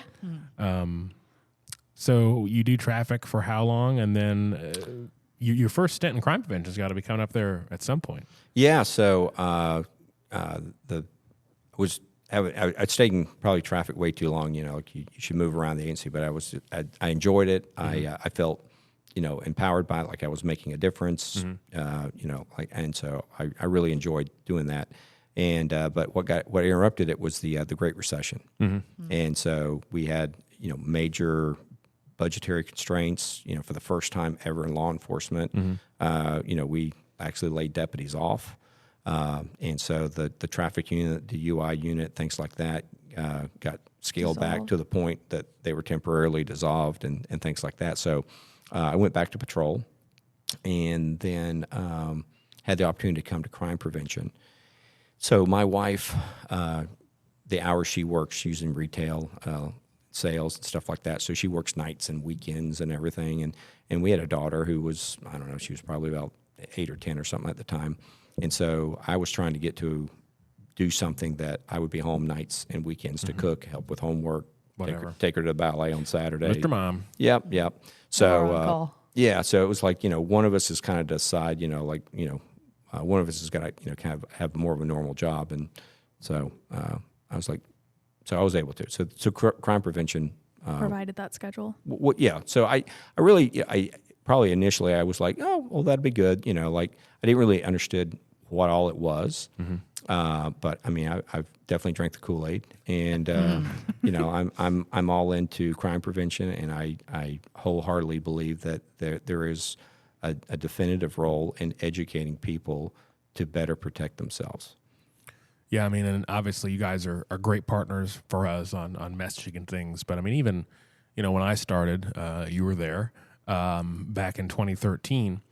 And I mean, it's just tremendous what you guys do. And unfortunately, and this is not on you guys, but just unfortunately, the public interest, you know, is always shifting and changing. You know, and I know you talk about it, but you know, neighborhood watches, you know, those things. We've just my time, the last 11 years, I've seen how, you know, the interest shift. You certainly have a certain demographic of residents that are participating in neighborhood watch. There's a generation where you're used to getting to know your neighbors and fraternization and a lot of those things that kind of dwindle and shift. So your job, in addition to, which at its core is just purely trying to put us out of business, really, is what it is. Because, you know, and the sheriff says it all the time, we want to, you know, we of course want to effectively investigate crime and find justice, but what we'd really like to do is prevent it from happening in the first place. So you guys have the keys to the kingdom, really, the solution, but it's hard to get the public, you know, on board with it. And you guys are like monks. You're just dedicated and you're going forward no matter what.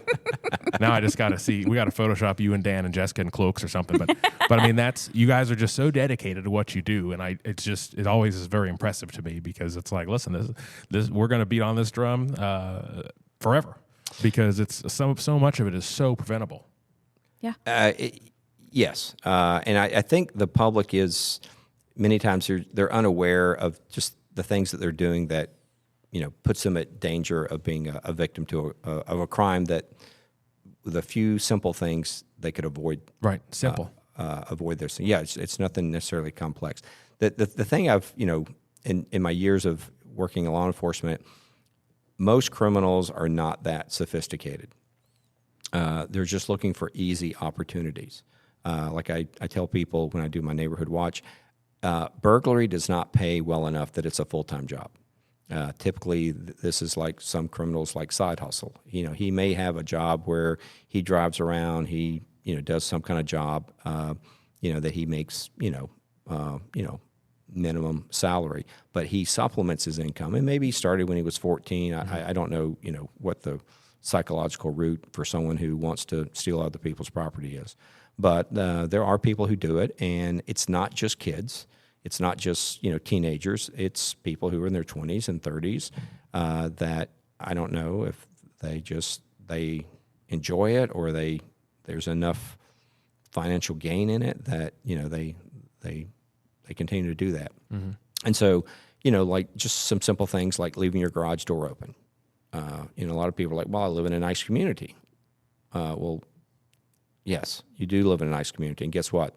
Burglars would love to steal from homes in a nice community because they have nice stuff. Yeah. Yeah. Right. McAllister's lived in a nice neighborhood. And the thing about a garage door open, people understand like, oh yeah, well I wouldn't leave it open all night, duh. But it's like, well, leaving it open during the day, you can get a burglar who just walks up the driveway and steals something out of the car that's maybe unlocked in the garage, or steals some tools or gloves. Sees what's in there for later. Anything, Correct. yeah. And we have garage burglaries that happen, at 2 p.m. So you got to keep your garage doors closed, And same way with locking your car doors. I mean, it's not a nighttime thing. It's right. It's. Yeah, that one really, I think, blows all of our minds, mostly because we see it literally every day when we're looking at the nightlies and things that are happening. But not only that people leave their cars unlocked, but then the things they leave in their cars, of course, most notably firearms, which there's a lot of responsibility that comes with firearm ownership. So I feel like that's like a clue there that you probably shouldn't have a gun if you're not responsible enough to secure it. But when you're out there talking to the public, whether it be a random presentation here or there, neighborhood watch, do you find that people do they defend leaving their car doors unlocked, or are they just cavalier about it, or what do they have to say when you're out there? I think they're just unaware of the danger that it is, and that, they assume, it's not that big a deal. Not going to happen to me. Yeah, it's daytime. It's a nice neighborhood. This is a nice shopping center. I mean, if I thought about it, I'd lock it, but I didn't. No big deal. That type of thing. What are the odds? I've accidentally left my car unlocked 100 times and nothing's happened. Right. But then 101 is when something inside gets stolen. Like your gun. Right. And then, there's also something I see a lot and hear a lot is, oh, well, I don't want to, I shouldn't have to live in fear type thing, or that's your problem. Yeah. Some people are like, I can live as careless and it's my problem, personal responsibility. Right. Yeah, I shouldn't have any personal responsibility. That's why I pay you taxes to protect me, and I shouldn't have any responsibility for keeping myself safe or my property. We're not asking for people to, the expectation is not that you go out and spend, large sums of money and, for surveillance systems and all that. I mean, some people do, but, what we're trying to do is just a lot of simple things. And we've been kind of harping on property crimes, but, the same thing goes for scams. There's been this massive rise in scams like in the last 10 or 15 years that, unlike it has never existed before. And with everyone having cell phones and smartphones and access to the internet and text messages, and now these things can be generated, and thousands of text messages and emails and all this kind of stuff can be sent out. This is kind of like the new territory. It's a high risk or low risk, high reward type crime. And the thing is like a property crime. If someone breaks into your garage or your car, they have to be physically here in Pinellas County. Right. And so there's a good chance that they live here or they live in a surrounding area. Right. But when someone commits a crime on your phone and they trick you into sending $2,500, they could be anywhere in the world. Right. And they often are. And they often are. So, and the scam world. thing is something that is evolving, and that people, that's a big push of stuff that we're doing. They're constantly becoming more and more creative. And so that is our latest challenge, just to get people more familiar with things, and not to respond and get emotionally involved immediately, when you get a text message that says something's been canceled or you owe money, right, and that type of thing, to be, skeptical of that. And I guess it's just, I'm very naive on this, but it is, it absolutely, from where I sit and seeing how much not only we message, but how much messaging is out there from local partners, community partners, state law enforcement, federal law enforcement about these sorts of things, and people still fall for it. Yes. I mean, I am 34 years old, and I've never been close to getting got on some of that stuff. But some of the stuff you look at and you go, well, that's pretty good. But you know what? If I don't know, first of all, if I don't know the number that's calling me, and this is one that really blows my mind, especially with the older population. Like, if you don't know who is calling you, don't answer it. It's astonishing that people answer the phone. You don't have to answer. All. Like I mean, even I, even again, for friends. I'm involved in a lot of things. I'm busy with this job. I have some other things. I'm not answering the phone if I know the number. They can leave a message or send me a text. And, you know, sometimes if I'm expected to call, I might answer it. But then if it starts, I just hang up. I think sometimes people think it's rude. Yeah, if they don't feel like they answer. have to engage. I don't know if it's a particular generation Yeah, I mean, or. but it is just, I cannot, it's one of those things, like, I cannot even begin to wrap my head around. And I don't know how, I mean, I don't know how you combat it. You guys are out there marching. We're posting stuff out there, and it's like, oh, this nice young man called, and he wants a block of gold, so I sent it to him. Like, what? Yeah. Who does that?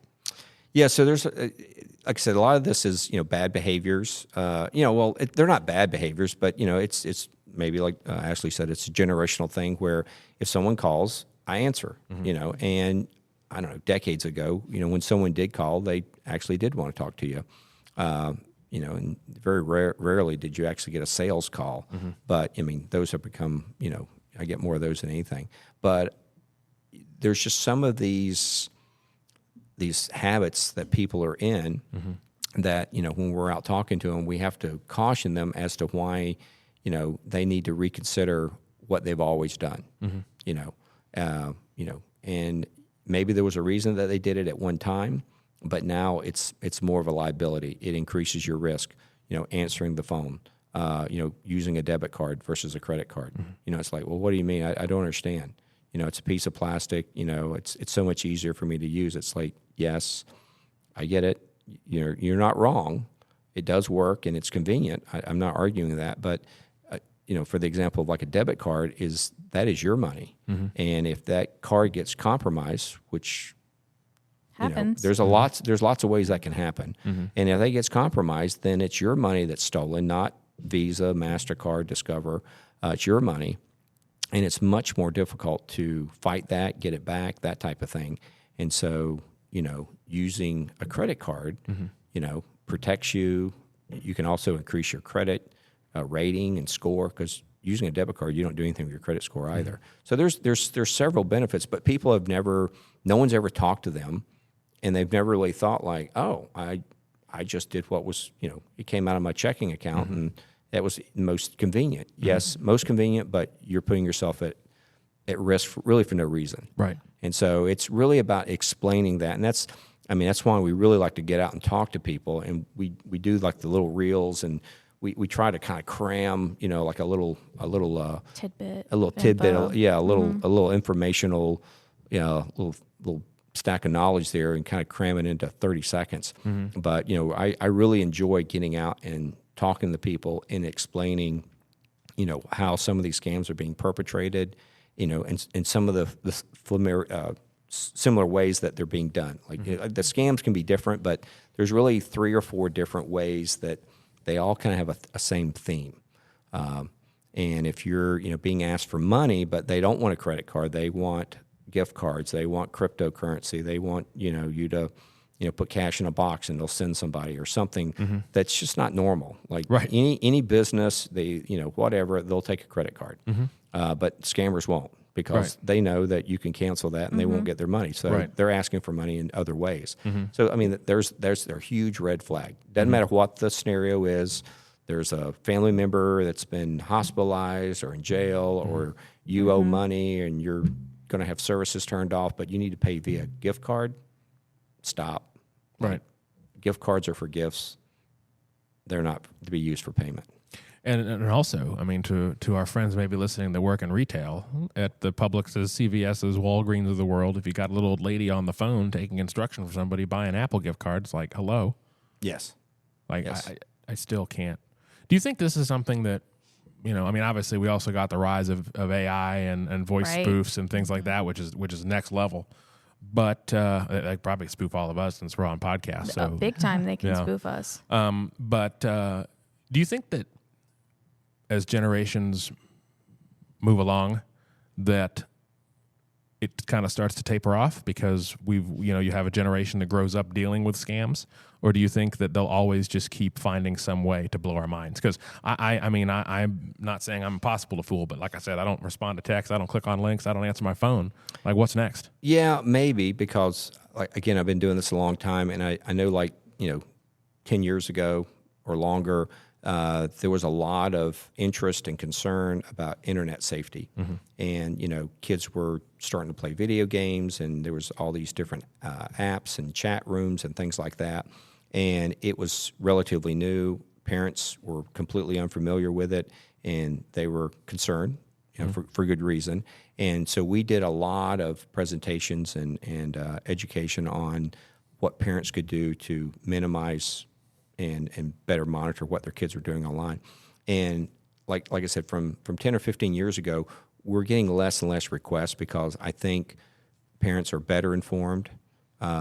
This stuff is not so foreign, and they've set up some rules, some house rules that hopefully they're doing a much better job. They're not as fearful. It's not as unknown, that type of thing. So to your point, perhaps in another 10 or 20 years, kids who are just now getting phones and things like that, and they know all these text messages and things are just scams. Yeah, because I think technology catches up too, right? I mean, the best example really is vehicle safety, because now you've got the thing in your car that is dinging and won't shut up until you put your seatbelt on. Your music might be turned down until you put your seatbelt on. When you put your car in reverse. I mean, there's a lot of things that have come in over the years to improve vehicle safety and behavior. Right. That happens with electronic devices. A lot of the social media platforms and gaming consoles, whatever, they have parental controls and all those things that have come in. So maybe just our iPhones or Androids tell us it's a scam likely call. So you hope that technology kind of tries to keep up. Is there anything that I know there's a lot of things, but anything in particular that you think where the private sector, producers of things, makers of things, whatever, options and opportunities out there for them that would make your job easier? Speaking about how the technology is getting better on detecting and helping citizens and everything, what concerns me is this next level artificial intelligence and things like that. I think there's going to be another couple of generations that will have to relearn. When they get a phone call and it sounds exactly like a loved one, and has a conversation with them explaining why they need money, and it needs to be paid in gift cards. They're going to miss that part and be like, my sister needs my help, and the scenario that she laid out, she needs gift cards, and that's going to somehow seem believable. So that that concerns me. That it's just kind of like warfare, we come out with, something, and then we come out with something that, a shield or something that can withstand that. And then then they come out with something that's faster and stronger or whatever. And it really is kind of a war with criminals. And the thing is this stuff will get better, but then criminals, unfortunately, will also get better. Yeah, it's an arms race. It's an arms race. And they're using the technology to, one up, And so this is why, certainly with crime prevention, we're constantly evolving, because we're seeing what the latest scams are, what some of the latest techniques are. Because frankly, if we're teaching the same thing we were 10 years ago, we'd be outdated. And this is where it is frustrating. You're talking about the demographics and things like that. Is that people feel like, I know what's going on, I know how to protect myself. And it's like, well, you're doing a pretty good job, but you're 10 or 15 years behind. Right. And you're not aware of what criminals are now doing or what they're capable of, because, it's not your job to keep up with this stuff. I get it. But, so in crime prevention, that's what we're hoping to better educate people as to, this is the weapons, so to speak, and it could be, and a lot of this is technology that's tricking people, or getting them to, fall victim to these crimes. So locking your vehicle, obviously securing your property, scam awareness, things like that. What else is out there that the public should try to focus on and concern themselves with? Anything beyond those items? Still, we do personal safety, and the biggest thing there is situational awareness.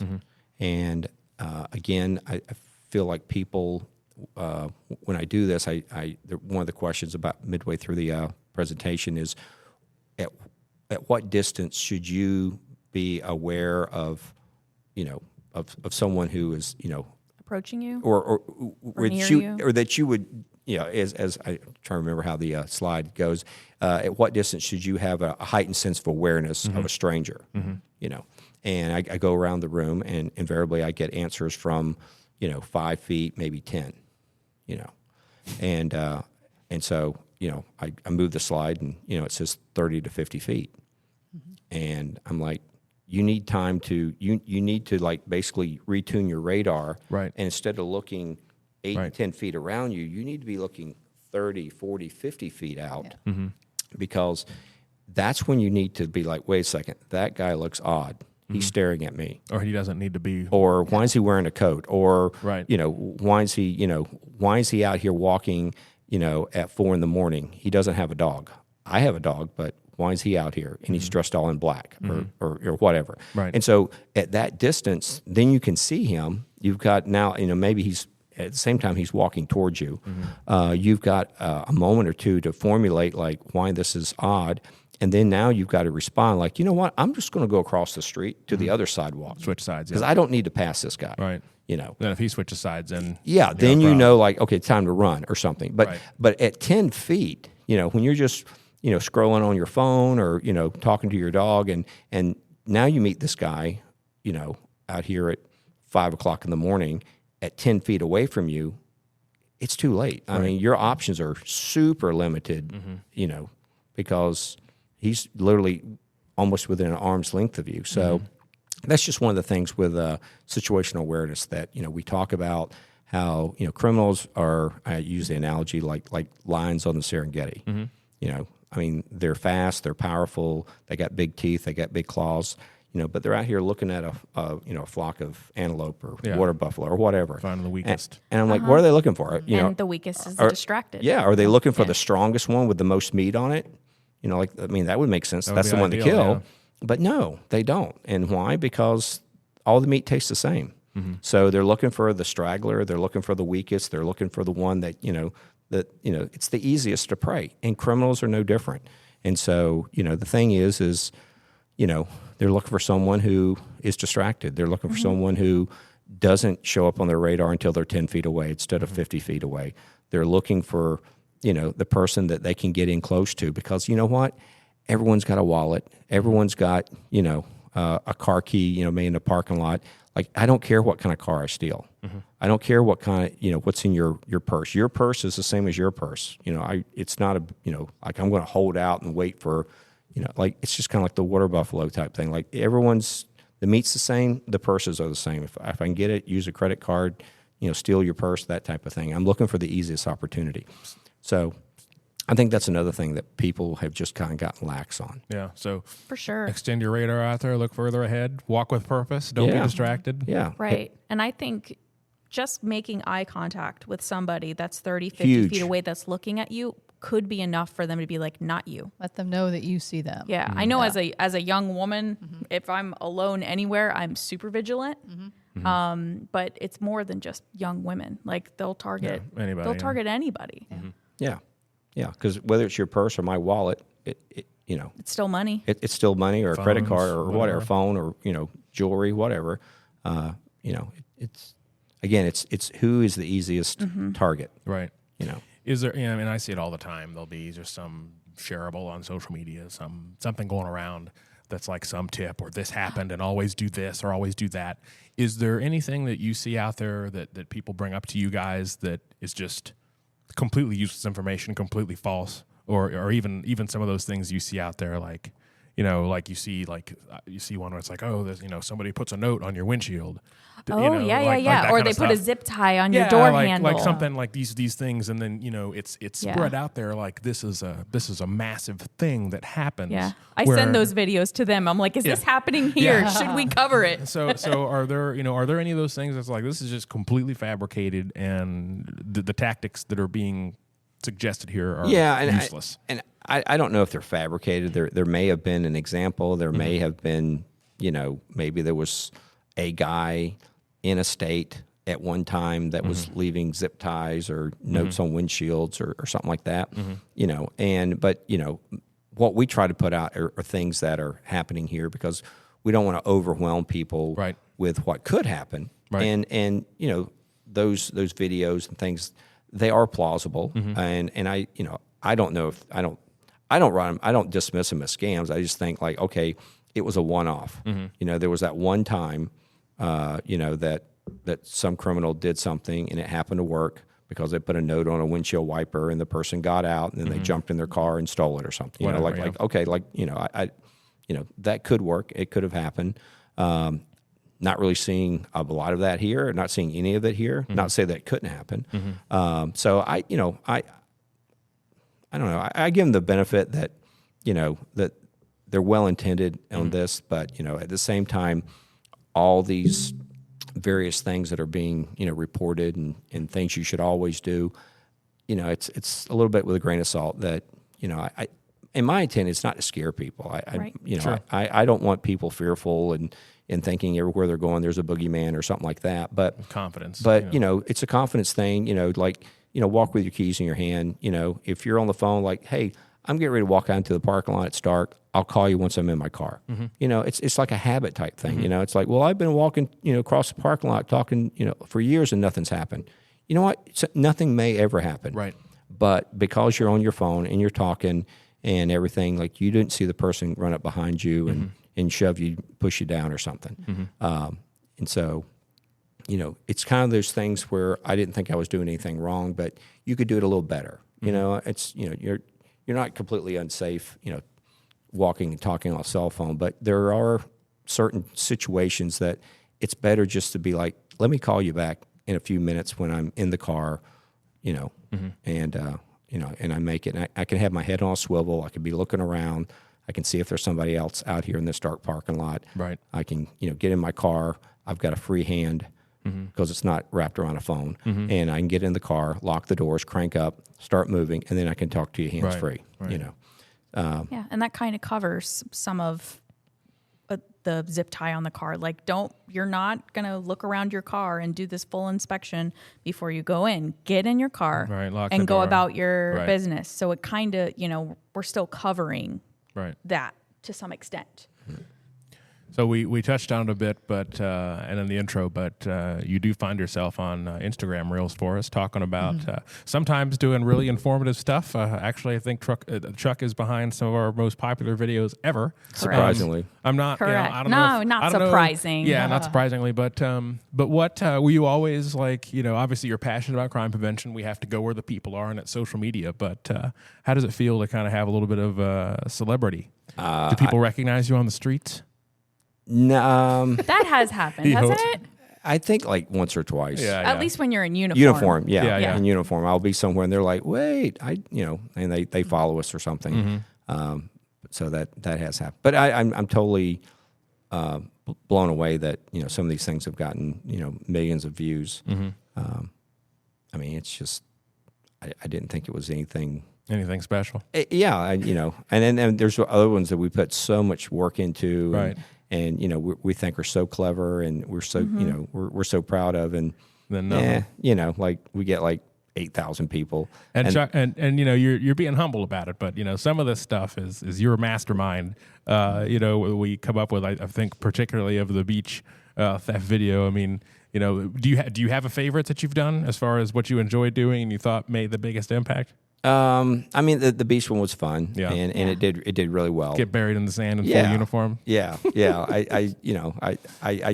I hatched that, but you don't know till you climb in that hole. Like, is this really going to work? Going to work out, and hopefully Yeah. we're not on a turtle nest. Yeah, right. And there were some ad lib lines there too, which was great. That's, Yeah. 100%. That's the thing. Like, Chuck has a gift. Okay, He truly does. And like that one. And call your mom. Like that was fantastic. Oh, and yeah, that was on the fly. That was there. It was awesome. Like, you do have a gift. You know how to talk to a camera and not sound like a robot.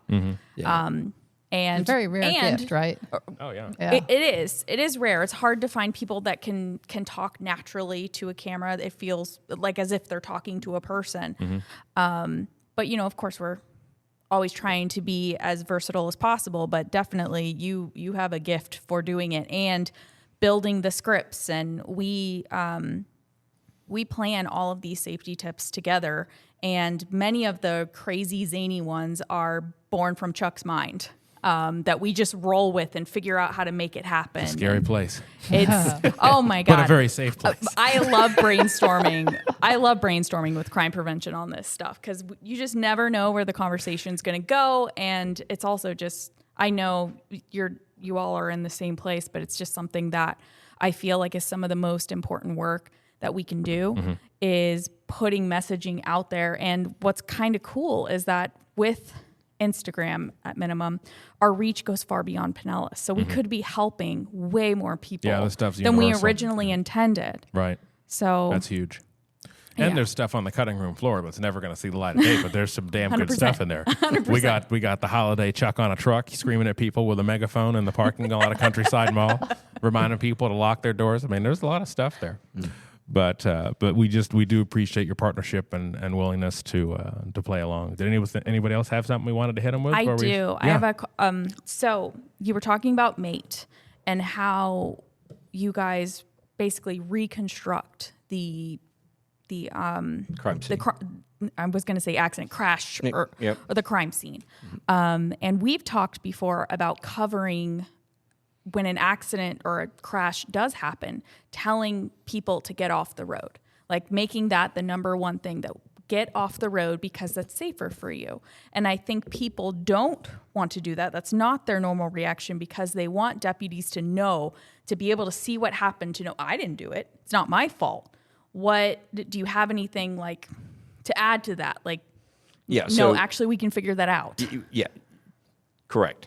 So state statute says that if the vehicles are operative, that you should get off the road. So even in state statute, it says please do that.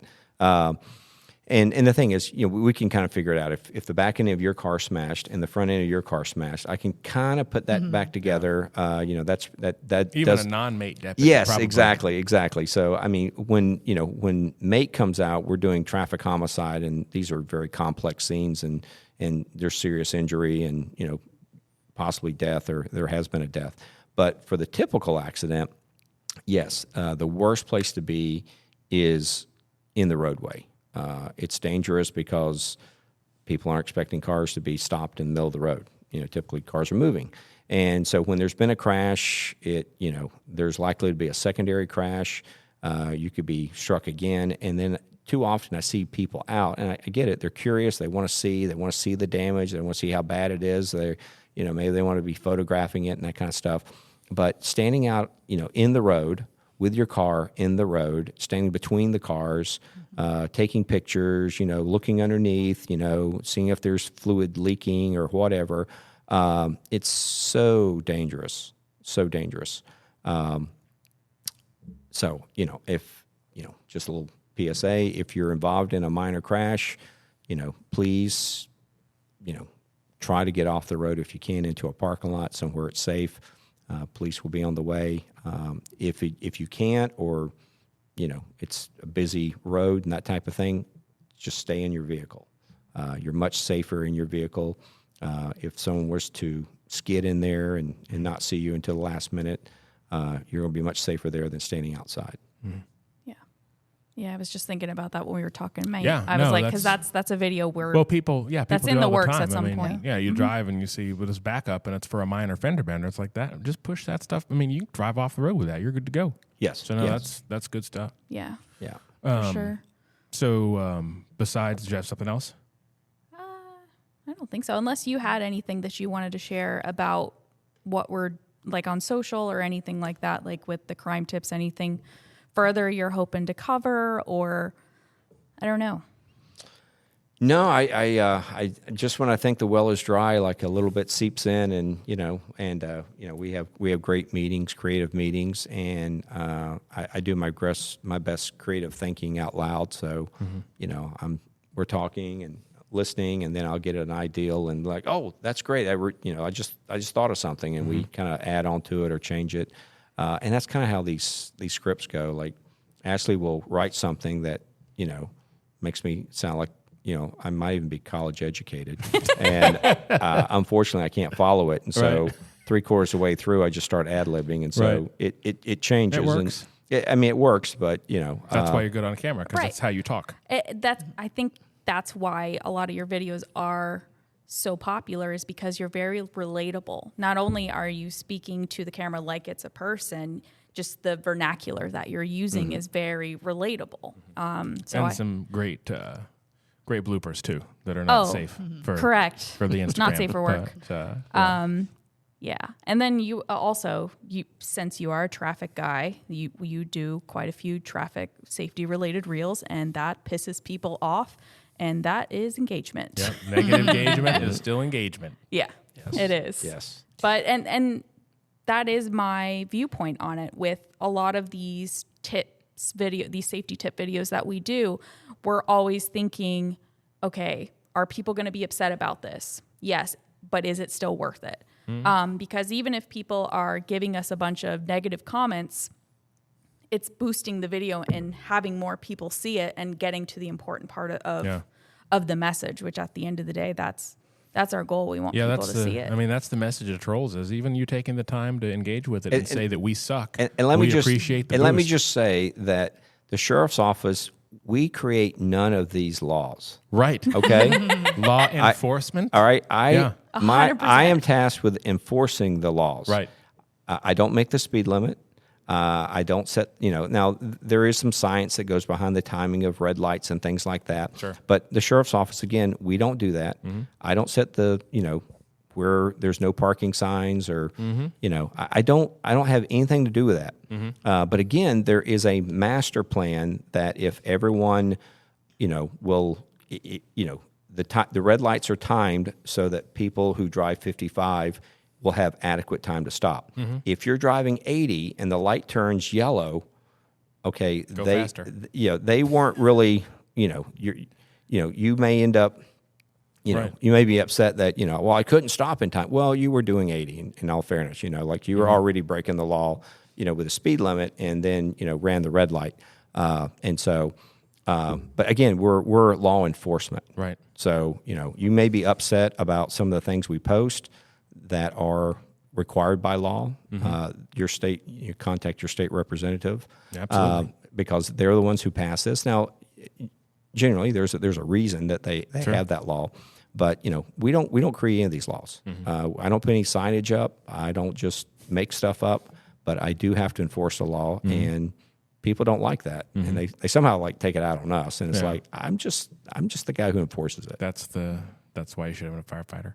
Yes, I should have been. I'm trying to think if there's any other major trolling comments that we've been getting on safety tips. That's a whole other podcast, just that alone. Probably. I was just trying to think if there was anything else in that vein. Yeah, but people just there's of course the other video that was really popular was talking about putting your entire life story and everybody's names on the back of your car. That's our most viewed video ever. Video, which is when little Timmy plays baseball and you got little baseball and it says Timmy and his number, trying to make sure you're not putting that information out there. But yeah, we had people that are like, oh, thanks for the tip, I had to do whatever, and it's like, oh yeah, yep, bros giving out the recipe. Yeah. What's your mom?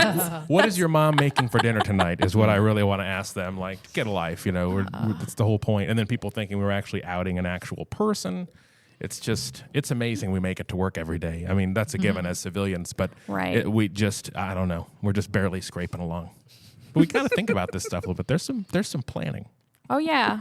Yeah, and the point of these reels is just to get people thinking. Right. especially with that one, because some people were like, no one's going to put all of that together. And it's like, okay, but what if they just took one of those things and they know your kid goes to Northwest? You don't even need all of it. But we put a bunch of stickers on the back. I mean, it looked like a NASCAR car with all the stickers back there, but that was the intent. That's But we've all seen cars like that. 100%. Oh my gosh, yeah. I mean, people need to stop having kids at some point if they're going to run out of back window space in the sports. But well, Chuck, you've been a nonstop PSA. I think we've had so many crime tips that we've gotten out of this. We usually say, hey, is there anything you want the public to know? But that's been the last hour or so. We've been feeding them subliminally the whole time. 100%. That, another thing that I thought of when we were talking about lock your car doors. The other, what people say back to it is, well, they'll just break my windows anyways. And I love that one because I have seen so much footage, ring footage or whatever, security footage of a kid trying a handle. It doesn't work. They move on. And they move on. It's a crime of opportunity. And it may not be a kid, but either They way, go in a neighborhood and move hit like 20 on. different places. Yeah. And just, They will break a window, and so my message is lock your doors and take anything of perceived value outside. Because a lot of people are like, oh, well, that's just a backpack. There's nothing in it. Or it's just my laptop bag. There's no laptop in it. Exactly. Right. So, the perception is that there could be something of value in that shopping bag, in that whatever container. And they might break it if it's worth it. And they has could to be worth it. And they could break it in the hopes that, that Louis Vuitton bag doesn't have just trash and receipts in it, but, like you were dumb enough to leave your purse in it. Right. And so, lock your doors and take anything visible that is of perceived value. Yeah. what about gun stickers on the back of cars? Like this car protected by Glock or something. Does that just let them know there's probably a gun in the glove box?